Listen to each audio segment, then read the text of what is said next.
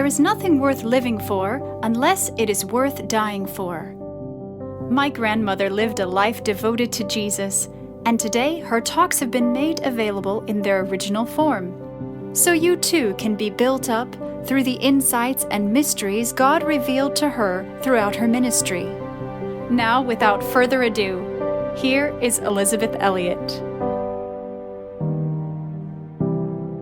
I was just looking at this tremendous crowd and thinking of about almost exactly 40 years ago, I had my first and really only real date with Jim Elliot, and it was here at Moody Bible Institute.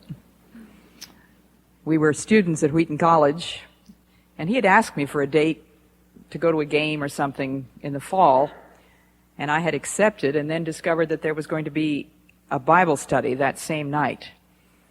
And I told Jim that I'd really rather go to the Bible study, so I was breaking the date. He said, well, you don't need to break the date. We could go to the Bible study together. And I said, no, that would be too distracting. So everybody in the dormitory thought I was really out of my tree because Jim Elliot was a very desirable young man who never asked anybody for a date. I seemed to be the first person he had ever thought of asking. So I blew my one and only chance, I thought, and then at the end of April, I think it was, in 1948, he told me that there was a missionary conference at Moody Church, and he would like me to go to that to hear one of the daughters of the very famous missionary to Africa, C.T. Studd. So I was thinking of that and how long ago that was, and yet only yesterday, and how little I could have imagined that I would be speaking to a group of people like this, and I probably would not be here today if it weren't for having married that man named Jim Elliot 5.5 years after that memorable date. Before I begin my talk, actually, I'd like to mention a little booklet which my husband will have at a special table. It's not going to be at the regular book table with the Moody bookstore. It's the little red booklet. If you can remember the title, it is Sex is a Lot More Than Fun. But if you can't remember the title, just say the red booklet. Sex is a lot more than fun. It is for children between the ages of 11 and 16. How many here know and love somebody in that age bracket? 3 or 4 of you. Kids between 11 and 16, I think, are in a crucial age, especially in these days in which we live, and it was my hope and desire to be able to write a little booklet which would help them to see that there are some very good reasons for preserving that priceless gift which you can only give once, the gift of virginity. I do want to mention a little bit about my latest book, which Joe explained is not available, but you can order it. It's called A Chance to Die, and I was thrilled when I was given the opportunity to write that book because it is about a woman who provided for me throughout most of my life. I came upon her writings when I was 14. She provided for me what nowadays people would call a role model, but for me, she was much more than that. She was really a spiritual mother. Her name was Amy Carmichael. She was a missionary from Ireland to India, where she spent 53 years without a furlough. She was given an amazing work for children, little girls who had been rescued from temple prostitution, and little boys rescued from homosexual practices connected also with the dramatic societies of the Hindu temples. And she became the mother of literally hundreds, probably thousands of Indian children. One of her favorite sayings was, if anything cuts across your own will, your tastes and preferences, see in that thing a chance to die. In other words, a chance to say no to yourself, to give up the right to yourself. And that's the reason for that title, A Chance to Die. Her life has affected mine in ways beyond description. And I would hope that some of you will be introduced to that same power through that biography. As you know from your brochures, the theme of today's talks is a woman's offering. Anybody here ever gotten a gift that you didn't know what in the world to do with? When you got that gift, what was your responsibility to the giver? Well, it was to smile sweetly and to say thank you very much, wasn't it? I can remember my mother giving a very special picture that she loved, a beautiful painting, to a dear friend of hers, and the friend's response was, "I don't know where in the world I'm going to hang this." My brother went to a birthday party when he was about 5 and had given a game to his friend that he thought was a fun game to play, and it was... No, I'm getting this story backwards. His friend gave him a game for his birthday, and when my little brother thanked him for the game, the friend said, "Oh, it's nothing." He says, "Just an old game I got for Christmas. I didn't like it." My husband, Lars, and I better tell you that his name is Lars. That's a hopelessly difficult name for most people, unless they're Scandinavian in background, but his first name is Lars, rhymes with stars. His last name is Gren, Gren. And if you call him Mr. Elliot by mistake, well, he doesn't mind that at all. He says, "I'm Mr. Elliot the Third." Anyway, Lars has a friend named Bill who is a terrible joker, and he loves pulling things on Lars.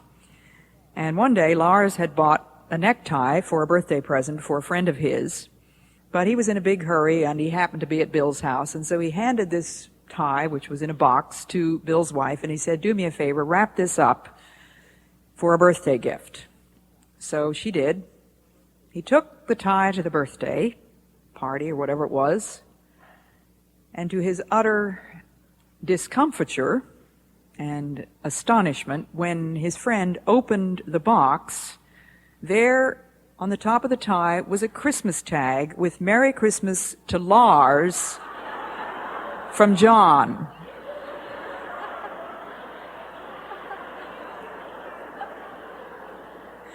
There was no way he would ever be able to convince John that it was Bill's doing and not his. A gift is an offering, isn't it? And we all receive gifts that we really don't have any use for, we don't particularly like, but we can generally assume that the people who give it to us have given us something which they like, because normally we don't give people gifts which we ourselves would not like. Do unto others as you would have them do unto you.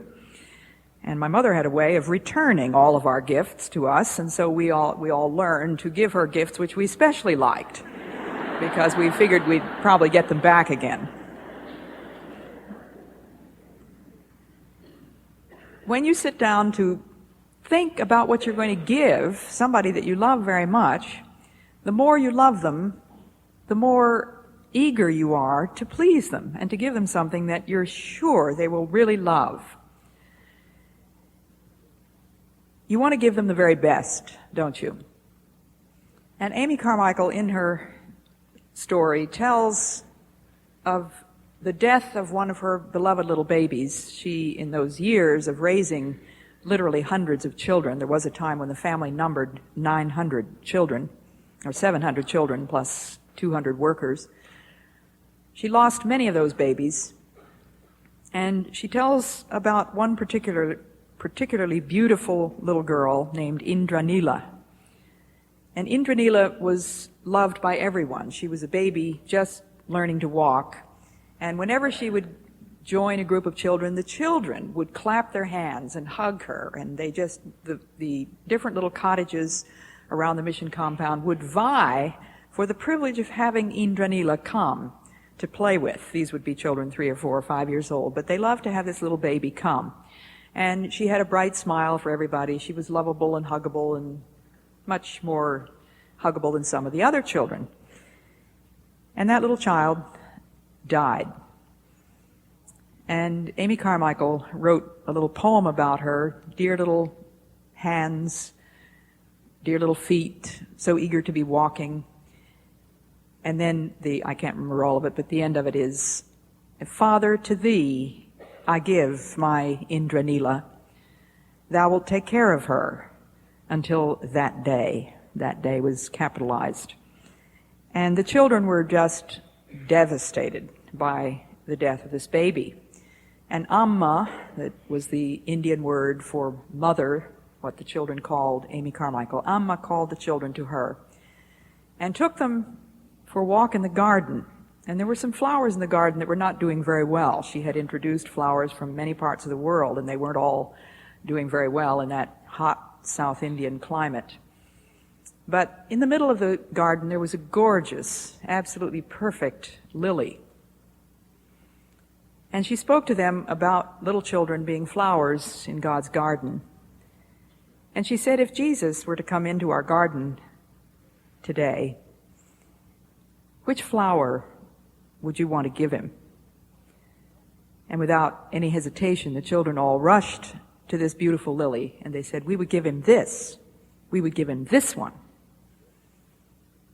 And so she thought of Indranila as being that very special lily. The little children were learning to love Jesus and learning that if you love him, you give him the very best that you can. The more you love him, the more you want to give. Well, I thought in this, my first talk this morning, I would just give you a little bit of background of some of the gifts of my own life, the things which I believe are from the Father of lights. You know, it says in the book of James, every good gift and every perfect gift is from above and comes down from the Father of lights, in whom there is no variableness, neither shadow caused by turning. And I had the very great gift of growing up in a godly home, a home in which Christianity was a 7-day-a-week business, not a 1-day-a-week thing. And it was shared by both of my parents, both of whom were dedicated to the Lord, and both of whom were highly disciplined people. They believed that the most peaceful home is an orderly home, and so we lived in an orderly home. And it was understood that they made the rules. And if we didn't like the rules, that was unfortunate, but we were going to abide by them as long as we lived in their house. And you can be sure that we said what most children say, I suppose, at some time or other to their parents. Well, when I grow up and have my children, they're not going to have to do this or that or the other thing. And I can remember my mother smiling very sweetly and saying, that's just fine when you grow up and you do what you want to do with your children, but as long as you are my child, you're going to do it my way. And I have a friend who told me that they were given choices in their house. They were allowed to go to church with or without a spanking.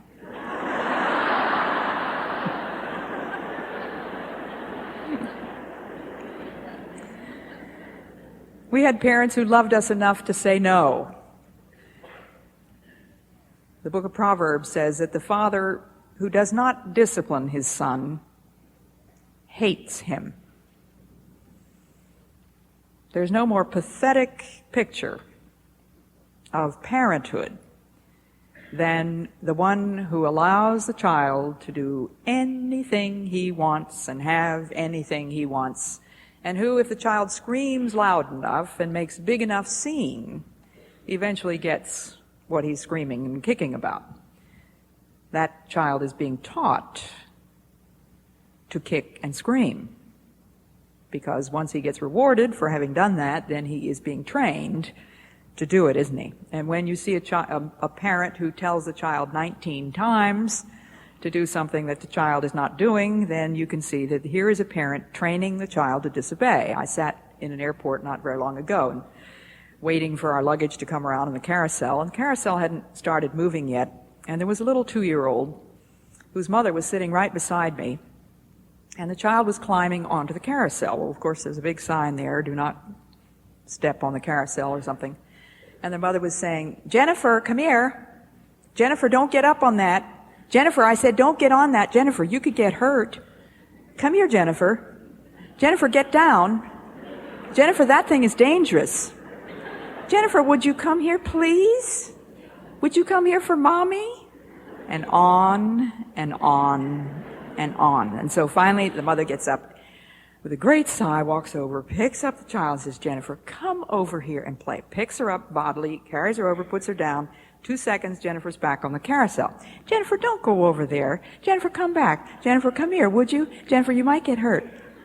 It was all I could do to keep my mouth shut and keep from saying to that mother, there is another way. It's a very simple way. But of course that child is already 2. And as my mother used to say, if you haven't gotten obedience by the time the child is 18 months, it's too late. Now, you mothers whose children are 18 months old, you still haven't gotten obedience, don't despair. If your child is 4 years old, don't despair. There's a wonderful method, just a little switch, maybe about 18 inches long. You can pick one off the bush in the backyard. You can have one handy in every room, as my mother did. She kept it over the door. Kept it over the doorpost, the lintel of the door. And you know, people get the idea sometimes when I tell about my childhood that I lived in such a horribly strict family. I had a man come up to me after I'd spoken one time, and he said, wow, he said, am I glad I'm not your brother? And I said, why? I mean, I was just totally baffled. Well, he said, I could never have survived the kind of rigid regimentation and discipline that you had to survive. Well, of course, what I had forgotten to tell about was all the fun and the laughter and the freedom and the peace we had because the home was ordered and we knew where the lines were drawn. We knew what was expected of us and we were therefore secure. The most secure child in the world is the child who knows what is expected and he knows where the line is drawn. And my father used to say, if you shift the line, what do you succeed in doing? Nothing except shifting the battle. Because the battle will be wherever you draw the line. And so as soon as you shift the line, you're going to have the same battle there. You might as well not shift it. Anyway, my mother let us know early that she spoke once. If we had been getting on the carousel, she would have said, get off the carousel. Only once. And what's next? Well, my daughter, who has 5 children, carries one of those switches in her purse. And that's next. So if the child learns that very early, it doesn't get used very much.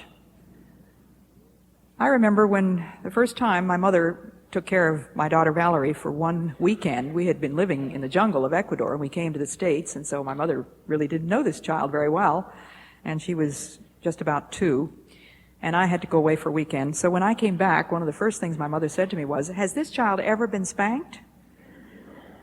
And of course, right away, I thought, oh dear, she's been a terrible child this weekend. Mother said, no, she's been an absolute angel, except for one time when I needed to spank her. And she said, it broke her heart. She said, I just got the impression she must have never been spanked in her life, not because she was being naughty, but because she hadn't had very many spankings, and that was the very reason, because I had been trying to do what my mother had done with us, to teach them soon enough. And I tell you all this because I consider it one of the gifts of my life that I had the kind of parents who loved us enough to make us obey. Because it is much easier for me to believe that when God disciplines me, which he has to do very often, he does it not because he hates me, but for the same reason my parents did it, because they love me. That's what it says in the book of Hebrews. Whom the Lord loves, he rebukes and chastens. And some of you may have been tempted, as all of us have, I guess all of us have been tempted to say, Lord, I don't know why you're doing this to me, whatever it happens to be that's tough right at the moment. And the answer is always the same. The answer to that why is because I love you. Because I love you. God wants to give us the very best because he loves us, just as When we want to choose a birthday present for somebody that we love, we want to give them the very best. But it is a hard lesson, isn't it? It's one that takes us a lifetime to learn. Here I am at the age of 61. I still have a long way to go. And God has been working on me all my life because He wants to shape me into the image of His Son. And if we are going to shape an image, it takes a hammer, and a chisel, and a file.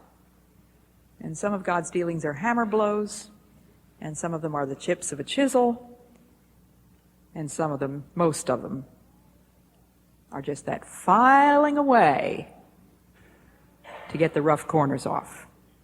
That irritating thing in your life, that irritating person that just grates on you and rubs you the wrong way. God's file. It is a demonstration of love because God will not settle for willfulness and disobedience and pride because it's the route to destruction. And every good parent wants to teach the child to be a good person, a good boy, a good girl, a good man, a good woman, because it's the route to peace, not to destruction. And I have a very wise friend named Barb. Barb lives in Tucson, Arizona, and their house is right on the edge of the desert. And she is a very wise mother. I've watched her with her children. And Lars and I had breakfast with her one day. We invited her to the motel where we were staying for breakfast, and to my dismay, she came in with her 3-year-old child.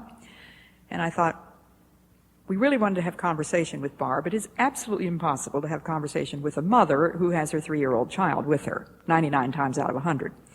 Well, this was the 100th time because we had no problems at all. Barb had brought along some toys, some crayons, some books, and little Katie was perfectly behaved during the meal. When the meal was over and the adult conversation began, there wasn't anything else to do, Barb took out of her purse these things, and Katie amused herself for a while. Well, when she'd finished amusing herself, she then dived into her mother's purse and pulled out a black felt marker. And her mother, with just the sweetest, calmest way, just turned to Katie and she said, "Katie, dear, that is not a choice. These are choices." And she took out a few more things from her purse. And so I commented at the end of this meal at how beautifully behaved this child was. And I said, "Tell me, how did you do it, Barb?" So she told me this one story, just as an example. I said, "Give me an example." She said, because they live on the edge of the desert, it's pretty dangerous. There are Gila monsters and scorpions and snakes and all kinds of things in that desert. And so the children have to learn where they can play. And she decided that when Katie was 2, this was the time to teach the child where she could play and where she could not play, when Mama was not watching. Up till that point, she had more or less watched her every second. So she said, "I just set aside a day. I scheduled a day. This is the day I'm going to teach that lesson." And I took a lawn chair out in the backyard, and I took Katie out in the backyard, and we walked around the borders. And I said, "Now, Katie, you may play here, but you may not play here." And she made it very plain, made sure that the child understood it, where she could play and where she could not play. And now she said, "Katie, if you play here, I am going to spank you. Do you understand?" "Yes, Mommy." So Mommy goes and sits down with her book, prepared to spend the whole morning, do whatever's necessary. And of course, Katie plays quietly for about 3.5 minutes. And the next thing she is over the line. They always join the battle at the line, right? She's over the line. Barb does not scream at her. She doesn't jump up in anger. She quietly gets out of her chair. She goes over and she said, no, she didn't get out of her chair. She said, "Katie, come here, please." Well, Katie had already learned that lesson, which the little girl on the luggage carousel had not learned. Katie came. Barb took her on her lap, and she said, "Katie, I see that you have chosen a spanking." And she proceeded to administer that spanking. And of course, Katie cried, And Barb cuddled her and loved her, and she said, "I spanked you because I love you." Now, does any child believe that? Never. Did your mother and father ever say to you, "This hurts me worse than it hurts you"? And did you believe that? Not for a second. But when you become that mother, you know what your mother was talking about.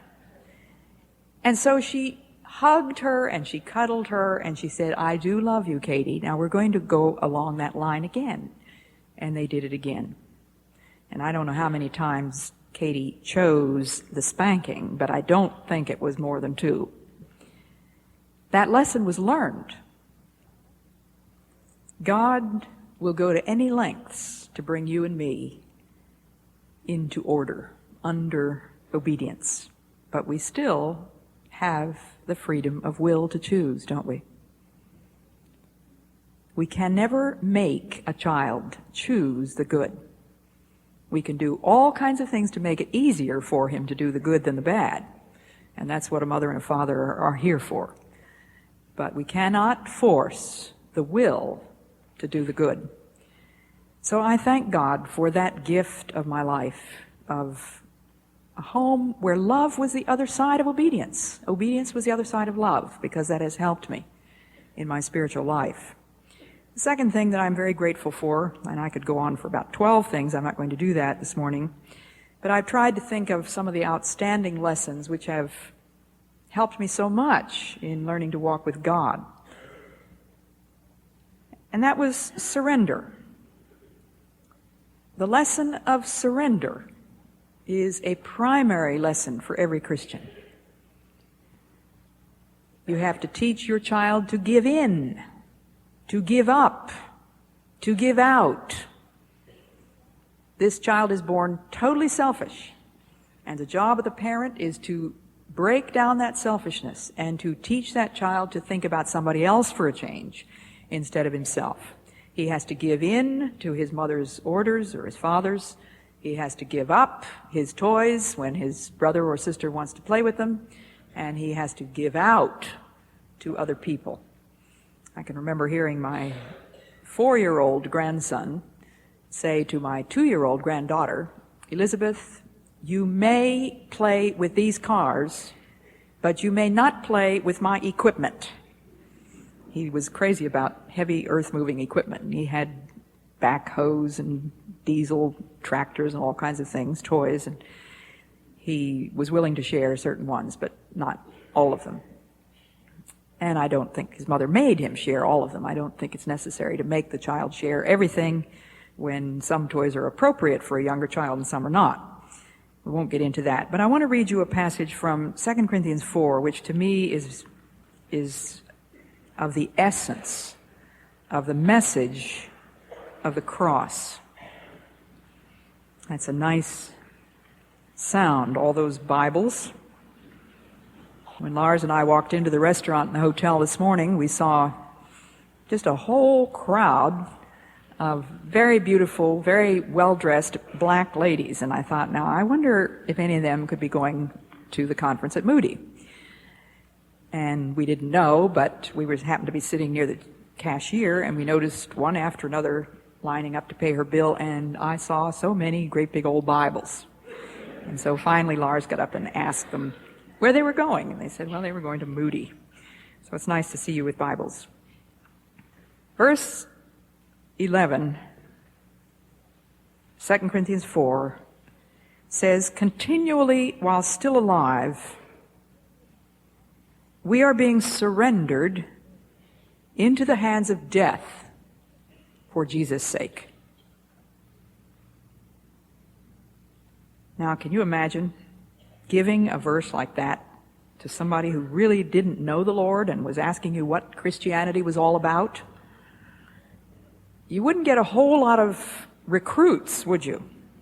There's not going to be a stampede to follow someone who dishes out that kind of statement. But what is the symbol of our faith? The symbol of the Christian faith is a cross, a symbol of sacrifice. Jesus, when he stretched out his arms on the cross, allowed what the Bible calls wicked men to drive nails through the hands that had made the universe. Did he have to do that? Did he have to do that? Well, in one sense, the answer is yes. Because he loved us. Because God is love, and he cannot do anything that doesn't come out of love. And anything at all which love requires, God has to do. Because that's what he's made of. He surrendered himself into the hands of finite, foolish, sinful men for you and me. That's why we're here. Christians are not perfect, they're just forgiven. That's what we are. A bunch of forgiven sinners. But we could not have been forgiven if he had not surrendered himself. And it says in Philippians 2, he was obedient unto death, even the death of the cross.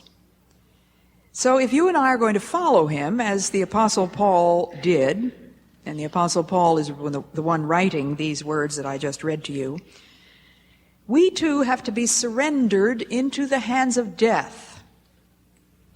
Now this is powerful stuff. This is pretty profound theology. And I'm not a theologian, and I don't claim to be a theologian, and you didn't come here for a theological lecture this morning. But there isn't any way we can talk about Christianity at all without talking about theology, because theology is the study of God, isn't it? And among the gifts of my life are the lesson of surrender, which particularly came to me with great power as a small child.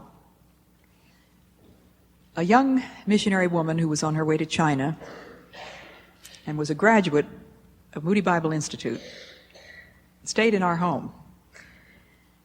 Her name was Betty Scott. I remember rather dimly her being there. I suppose I was 4 or 5 years old.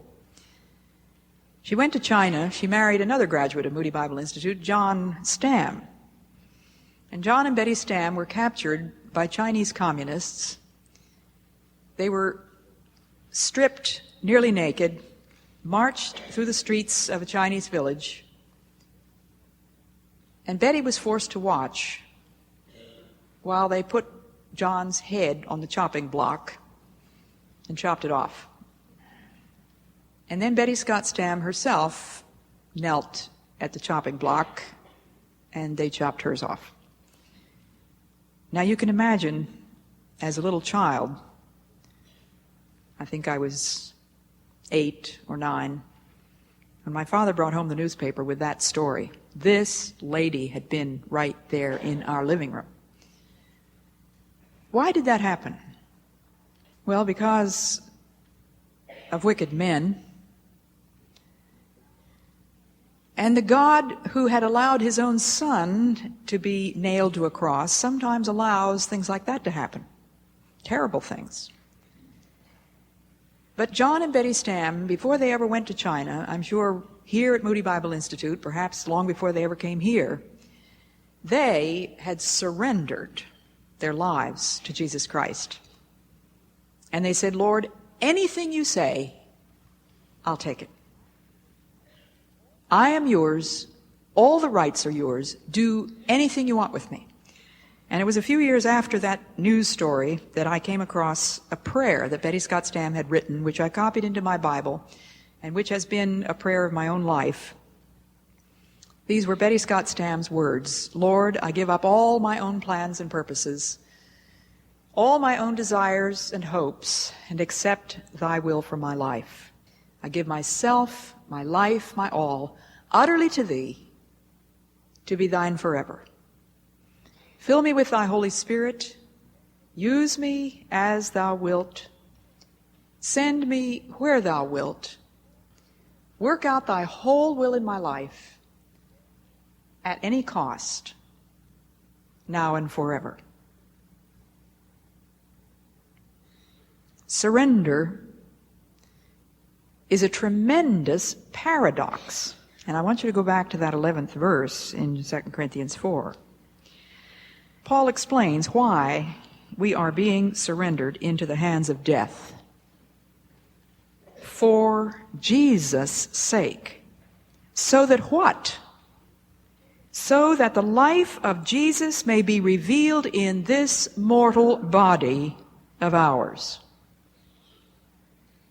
The life of Jesus was revealed to me in an unforgettable and an absolutely permanent way because of the death, the literal physical death of Betty Scott Stam. I began then, at the age of 8, to have an inkling of what discipleship means, what sacrifice means, what it means to follow Jesus Christ. And when I was 12 years old and prayed that prayer and said, Lord, you can have my life and you can do anything you want with it at any cost, it was because that lesson had been borne home to me, not only by the life of Betty Scott Stam, but by the lives of many other missionaries that I knew about through books and the stories of my parents, who had also surrendered themselves to death. Now I'm looking at a room full of women this morning, close to 2,000 of you, I guess. And it's very unlikely, I suppose, that anybody here is going to have her head chopped off. It's not too likely that you're going to be speared to death, as my husband Jim Elliot was. But Paul was not talking to people who were going to have dramatic martyrs' deaths, necessarily. Paul was just saying, we, all of us, are being surrendered into the hands of death for Jesus' sake, so that the life of Jesus may be revealed in this mortal body. Now, how does that work? In ordinary, everyday, down-to-earth, humdrum, Monday, Tuesday, Wednesday, Thursday, Friday, Saturday life. How does it work? This principle of surrender. Well, let me give you the simplest, most elementary kind of an example of a lesson that my daughter told me about just very recently. They didn't have enough cookies to go around. Somehow or other, they were one cookie short on the plate. And the children had helped themselves until there was one cookie left and two children.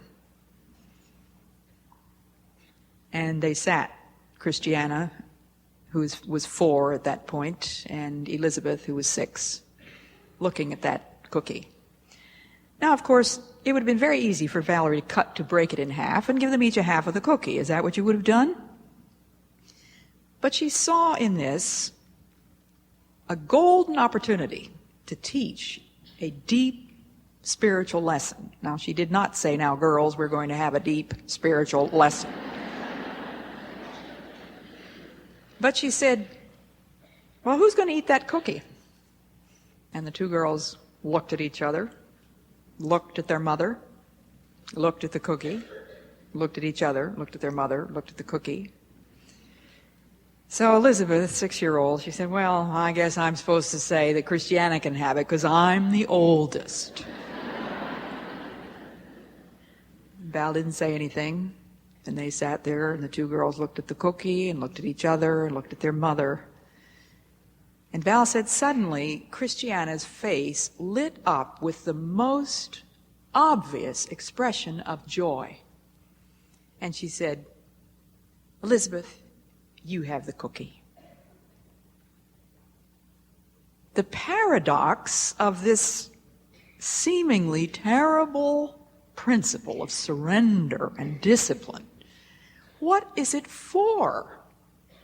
Paul says we are surrendered into the hands of death, not in order that we might be dead, but in order that the life also of Jesus might be shown, made manifest, seen, might be obvious, visible in us.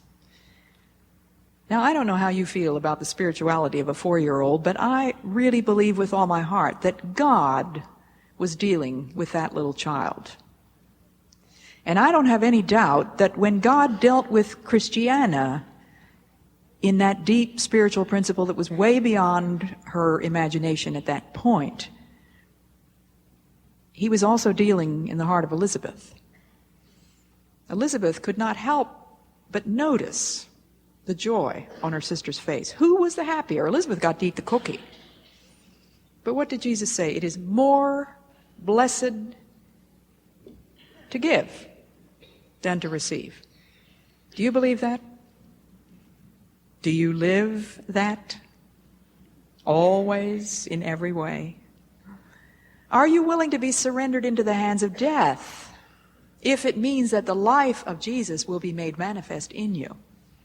Now, Betty Scott Stam was dead, but her very death has been the means of life for, I am sure, tens of thousands of people. I meet people all over the world that remember the story, if they're as old as I am.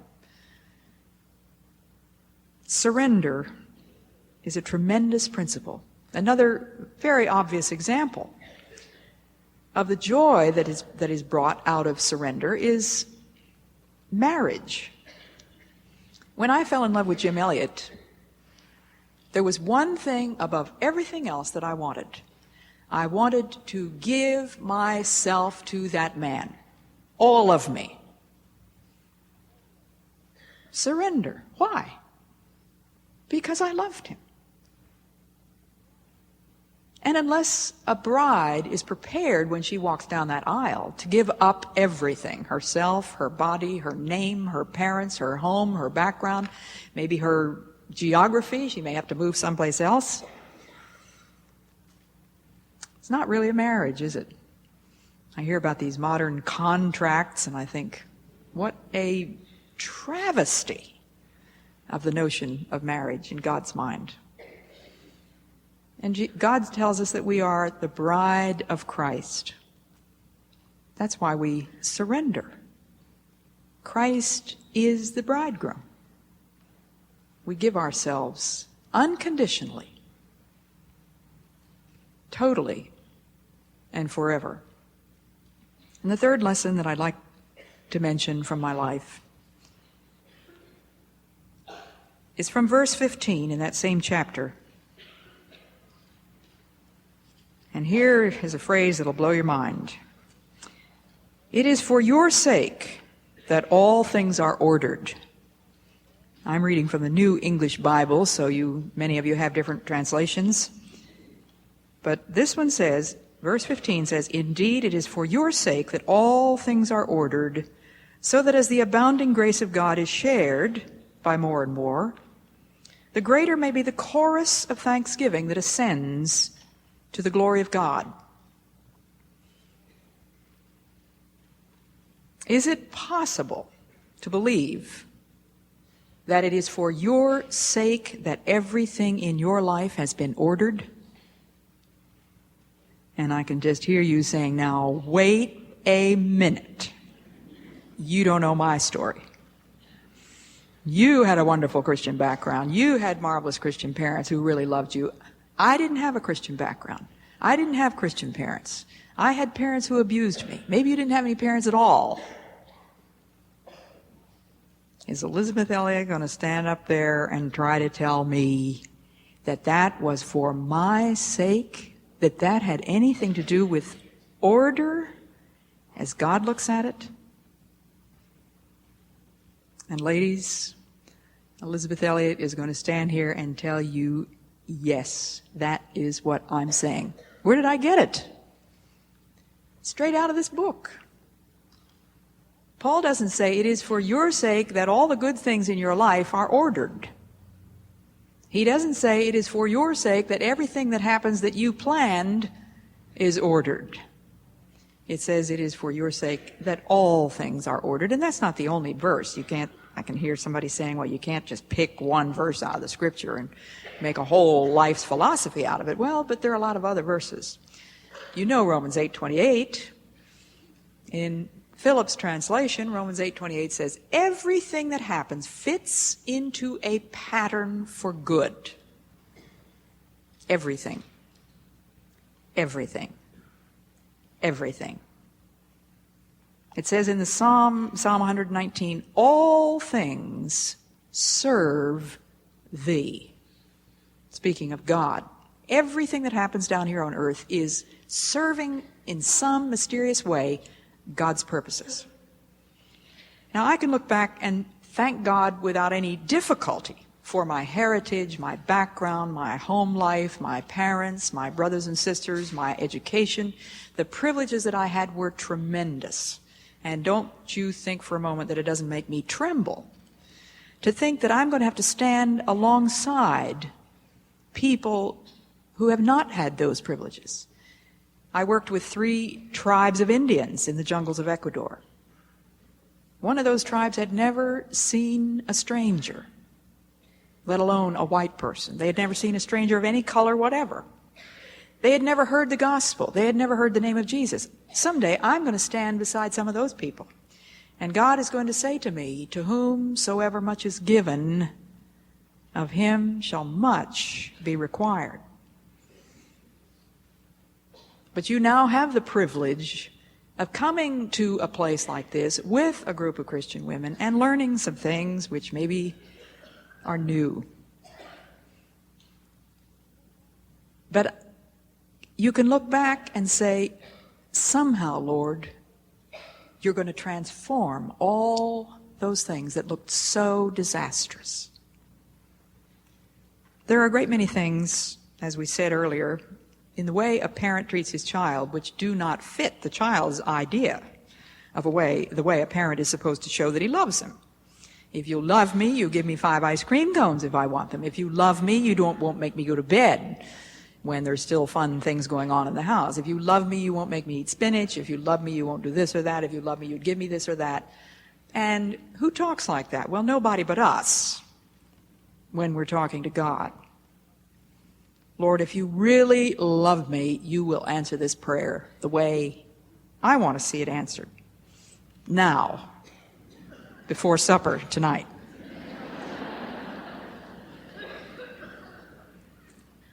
But it says here that everything is for your sake.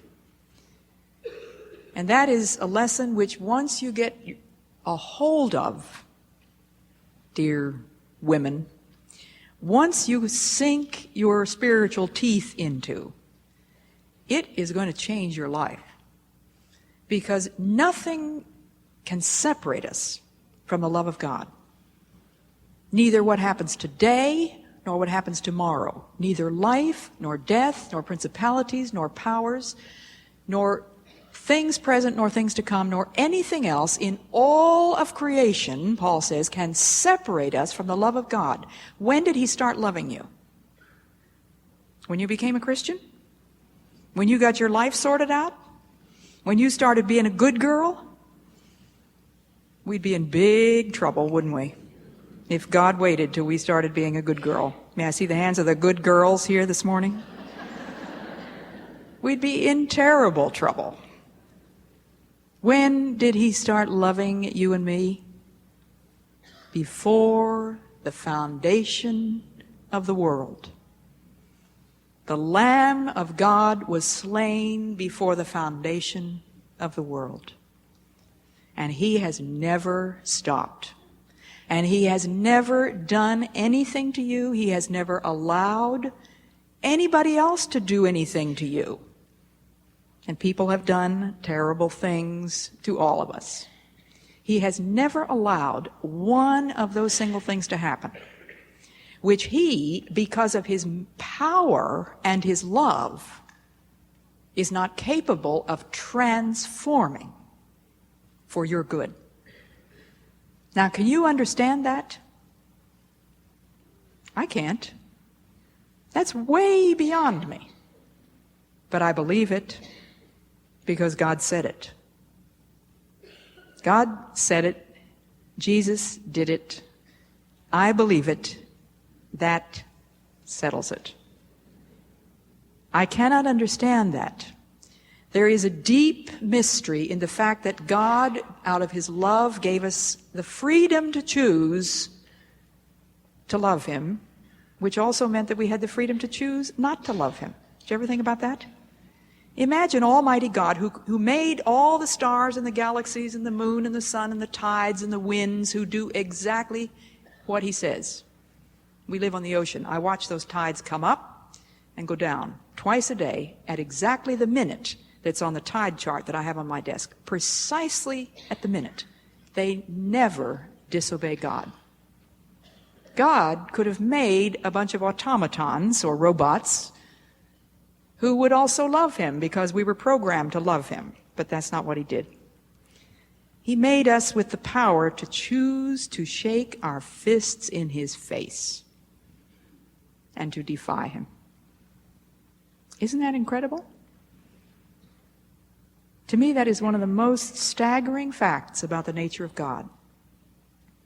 Because he wanted me to choose to love him. And everything that happens in my life, because he loves me and because he has infinite power, he can transform into good. What does it say in Romans 8:28? To those who love God. You can still defy him, and your life is going to be a mess. But if you want to choose to love him, then you will see how things are beginning to fit into a pattern for good. You're not going to see it all. Don't imagine for a moment that God's going to show you the whole pattern. Not till the loom is silent and the shuttles cease to fly will God unfold the pattern and explain the reason why. 3 lessons from my life, which I would hope will be lessons that you can see working out in your own. Number 1, love and obedience.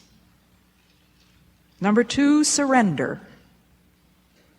Number 3, for your sake, all things are ordered. God bless you.